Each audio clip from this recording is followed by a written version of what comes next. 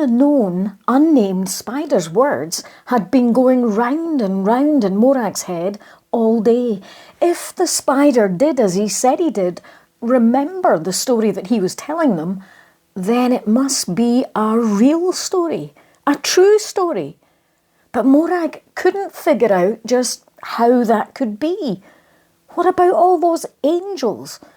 And how could a homeless human baby be a king?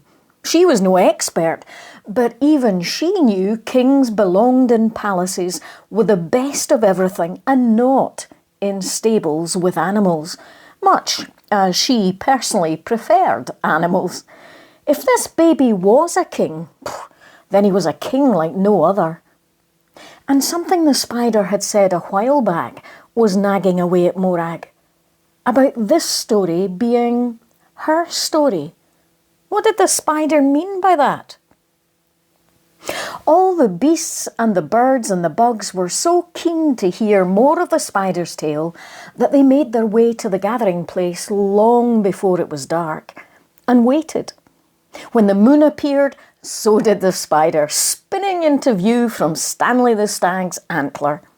The spider cleared his throat and began. The shepherds and their sheep didn't stay long in the stable, but having met the baby, they completely understood why the angels had burst into song in the sky above them, and they did too. Morag laughed. She wondered how tuneful or otherwise that particular sound had been. The spider smiled, then went on. More visitors arrived. They were kings from the east, wise people who had noticed a special star in the sky and had followed it. They had mistakenly visited Herod's palace, thinking that the child born to be king would be there, but the star led them on to Bethlehem. Morag was relieved she wasn't the only one to link kings with palaces.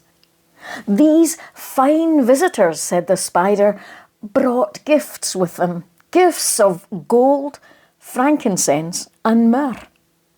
Morag wondered if a mattress, some money and some food might not have been more useful.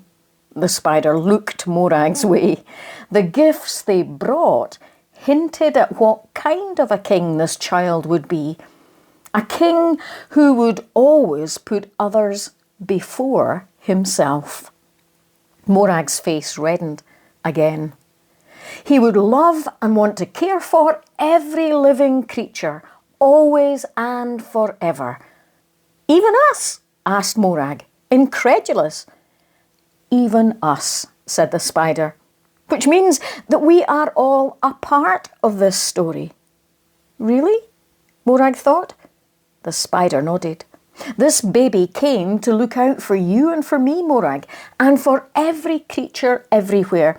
He came to reassure us that even when it's the last thing we deserve, his love and a place in his kingdom will always be there for us.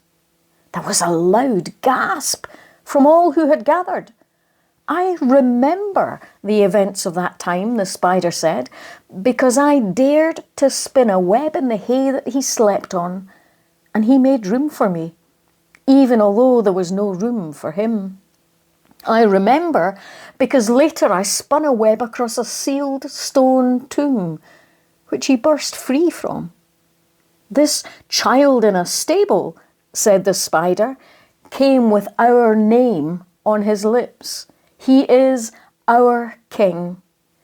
A king like no other, Morag breathed.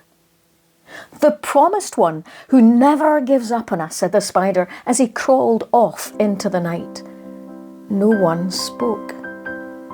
But thought Morag, but what on earth can we give him? And out of the darkness, one word was heard. Yourself. That was when the whole sky lit up and everyone burst into song.